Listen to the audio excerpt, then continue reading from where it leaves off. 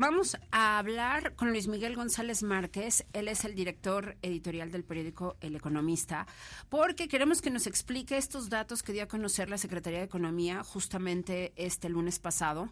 México capta 27.511 millones de dólares de inversión extranjera directa en el primer semestre de 2022 y están reportando un alza de 49.2% interanual. Entonces, a ver, esto suena a buena noticia, pero hay que conocer de fondo, por supuesto, cómo ocurren las cosas y además saber cómo tendrían que estarlo aprovechando desde el gobierno federal y también los gobiernos estatales. Querido Luis Miguel, qué gusto tenerte con nosotros en Arriba San Luis. Muy buenos días.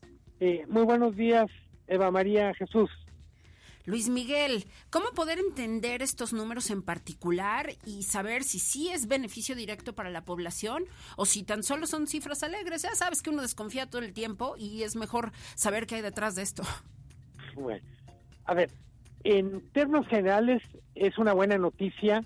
Sí. Hay que recordar, es un tema que ha ocurrido a lo largo de todo este sexenio, que hay mucho más dinamismo en la inversión extranjera que en la inversión nacional. Así es. La inversión nacional no solo no ha crecido, sino ha caído, y tenemos una especie de anomalía positiva en este caso, y es la inversión extranjera es mucho más dinámica que la inversión nacional. Cuando hablamos de inversión, yo diría la inversión de más calidad es la inversión extranjera directa. Sí. Normalmente la inversión directa se relaciona con inversión de largo plazo, con inversión que está puesta en fábricas, en inmuebles, generando empleos. Esto en contraste con lo que se conoce como capitales golondrinos, que es inversión que en cualquier momento se puede ir, que está normalmente en mercados financieros. Bien, y entonces, a partir de esta inversión extranjera directa, que como lo dices tú es de mayor calidad, ¿cuáles son las decisiones más acertadas que tendrían que estar tomando el gobierno federal y también, por otra parte, los gobiernos estatales, Luis Miguel? La inversión extranjera directa normalmente llega en proyectos de largo plazo, sí, porque tiene condiciones. ¿Qué quiere decir condiciones? Que la infraestructura para atenderla funcione. Estamos hablando de carreteras, estamos hablando de puertos, estamos hablando de electricidad. La inversión extranjera se localiza normalmente en lugares que tienen ventajas naturales competitivas. Por ejemplo, hay mucha inversión que captan los estados de la frontera norte, por una razón muy simple. Los costos de trasladar la producción desde la frontera norte hacia Estados Unidos son los más bajos. Tradicionalmente, los estados líderes en captación de inversión extranjera están en el norte del país. Sí. Estamos hablando de Baja California, estamos hablando de Chihuahua, Nuevo León. Me preguntas tú, bueno, ¿qué debería hacer un estado, por ejemplo, como San Luis, para captar más inversión? Hay dos tipos de inversión, si se puede decir así, lo que son reinversiones y lo que son nuevas inversiones. Las nuevas inversiones es literalmente alguien que no estaba en el mapa, llega y se instala. Las reinversiones son empresas que ya están convencidas de que las cosas funcionan, que están resignados a que lo que no funciona lo pueden manejar. Sí. En mucho de lo que estamos viendo de inversión son más reinversiones que nuevas inversiones. Entonces yo diría, hablando de desconfiar de las cifras o cuando es de matizar, lo ideal es que haya más nuevas inversiones porque significa que estás, vamos a ponerlo en términos coloquiales, atrayendo nuevos clientes. Tenemos empresas que ya están invertidas, estoy pensando automotrices, sí, que dicen, bueno, ya tengo una planta en tal lado, tengo mis proveedores, tengo que seguir invirtiendo.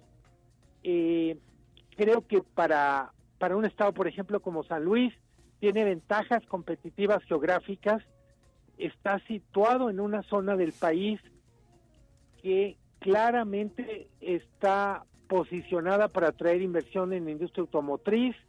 Yo diría el mensaje para muchos estados, pero en particular para los estados que ya están en el mapa automotriz, es qué van a hacer para traerse algo de la inversión en vehículos eléctricos que literalmente se está cocinando ahorita. Claro. ¿Cuáles son los países desde donde llega esta inversión extranjera directa, Luis Miguel? ¿Sigue siendo Estados Unidos el predominante? Siempre Estados Unidos, salvo que haya una especie de anomalía por una compra muy grande, como en su momento una empresa cervecera que tiene sede en Bélgica, uh-huh. Se volvió la mayor inversión en un momento, pero Estados Unidos estructuralmente es el mayor inversionista. La novedad en este primer semestre del 2022 es que Canadá desplaza a España. Claramente los españoles, las empresas españolas, no están contentos con algunas de las señales que están recibiendo, el mensaje muy agresivo, por ejemplo, frente a Iberdrola. Entonces, la estadística lo que refleja es España está reduciendo su compromiso de inversión en México. En algunos casos, volvemos a lo que explicaba, en algunos casos bajan las nuevas inversiones, pero casi siempre se suspenden las reinversiones. Luis Miguel, yo tengo dos preguntas, me parecen pertinentes en todo este contexto. La primera, ¿qué opinión te merece que el presidente presuma cifras macroeconómicas cuando ha sido un descalificador natural de las mismas? Es decir, cuando vienen las calificadoras internacionales y te dicen, estás mal, dicen, eso no importa. Y ahora sí dice, tenemos una captura de 27.511.6 millones de dólares de inversión extranjera y entonces somos mejores que los anteriores, compitiendo directamente con los que tanto critican, los famosos liberales, los tecnócratas, los etcétera, etcétera. ¿Cómo entender esta dualidad de posiciones discursivas del presidente? Creo que la pregunta es muy pertinente y la planteas muy bien, Jesús. Pues cuando uno agarra solo las cifras que le gusta, es como si fuera con el doctor y no te gusta lo que te dice tus niveles de azúcar, pero te fascina que te diga que tienes vista 20/20 y dices, miren, aquí está literalmente mi certificado de salud porque no necesito lentes. Creo que las estadísticas, como los datos de salud, se tienen que agarrar completos. Creo que México tiene, y eso cada vez es más claro en este contexto polarizado del mundo, etcétera, de guerras, México tiene una situación geográfica privilegiada frente, vamos a decir, estamos en un mejor lugar en la plaza que toda América Latina si se trata de captar inversión en Estados Unidos, si se trata de vincularnos con Estados Unidos. Entonces, mucho de lo que estamos viendo, literalmente hay que agradecérselo, entre comillas, a Rusia que invadió Ucrania, a China que se ha ido radicalizando como respuesta a la propia radicalización de Estados Unidos.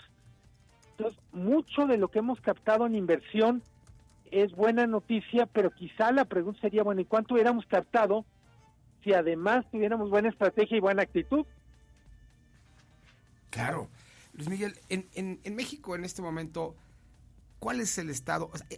¿En qué nivel afecta positivamente esta información, esta alza de un 49.2% interanual según la información de la propia Secretaría de Economía?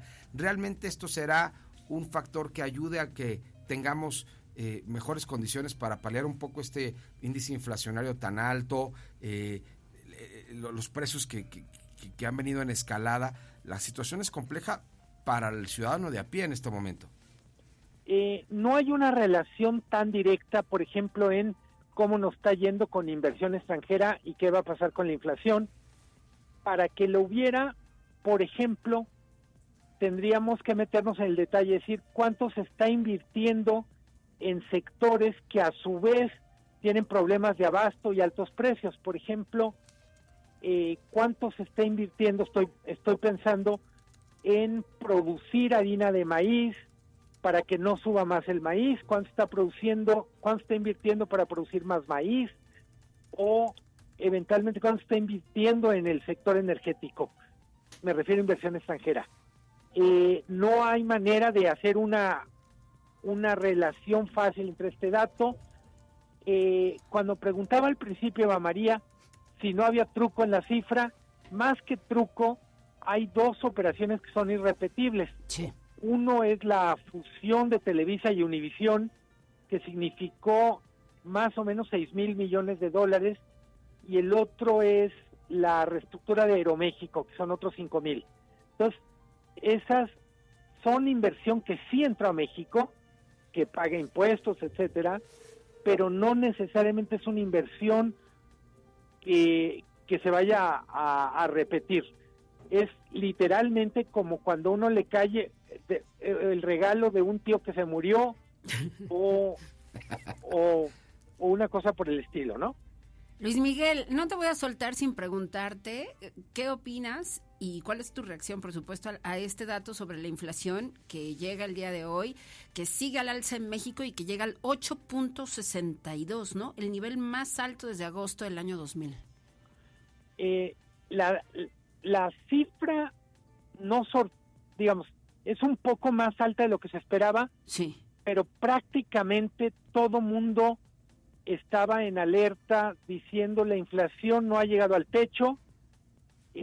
Yo lo que diría, Eva María, es lo primero que hay que tener claro es la inflación no es un huésped que llegó para quedarse, para irse al día siguiente.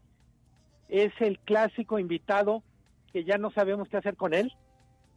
Todavía nos quedan varias semanas o meses con inflación. México tuvo éxito con el subsidio a la gasolina, que es controvertido, pero sí sirve contra la inflación. En todo lo demás, lo que hemos hecho para controlar o combatir la inflación no está dando resultado. El PASIC, desde mi punto de vista, es más un placebo que una medicina que cura. Y vamos a ir viendo cómo la inflación sube, vamos a decir casi, no como si estuviera una lluvia mojándonos de a poquito, pero sin parar. Y bueno, ahora afecta a la mayoría de establecimientos que ofrecen comida en México, ¿no? Desde las taquerías, las torterías y los restaurantes, por supuesto, porque son las legumbres, las verduras frescas las que están presentando más incrementos. No puedo creer, la cebolla sube casi 40%, 37.6%, Luis Miguel. Tenemos desde hace rato, Eva María, que la fotografía de inflación nos dice lo que sube seguro son frutas, verduras y carnes, proteínas. Y no me refiero solo a la fotografía de hoy que se acaba de dar a conocer, sino la fotografía de los últimos 3 meses. Sí. El 8.60 es el promedio. Si nos vamos al componente alimenticio, estamos al doble. Así es. Eso es lo que es preocupante y hacia allá, en buena medida, tiene que ir nuestra atención y nuestras preocupaciones. Así es. Luis Miguel, te agradecemos muchísimo que hayas estado con nosotros en esta mañana. Como siempre, un gusto. Buen día, Jesús. Buen día, Eva María. Gracias, Luis Miguel González Márquez. Es licenciado en Economía por la Universidad de Guadalajara. Estudió el máster en Periodismo en El País, que es un referente mundial de periodismo en español, en la Universidad Autónoma de Madrid en 1994, se especializó en periodismo económico en la Universidad de Columbia en Nueva York, reportero, editor de negocios, director editorial del Diario Público de Guadalajara, ha trabajado en los periódicos Siglo XXI, Milenio, se ha especializado en periodismo económico y en periodismo de investigación y hoy es el director editorial del Economista, punto final, y está aquí con nosotros. Gracias, Eva. Y fue mi profe de economía en la universidad, nada más y nada menos, ¿no?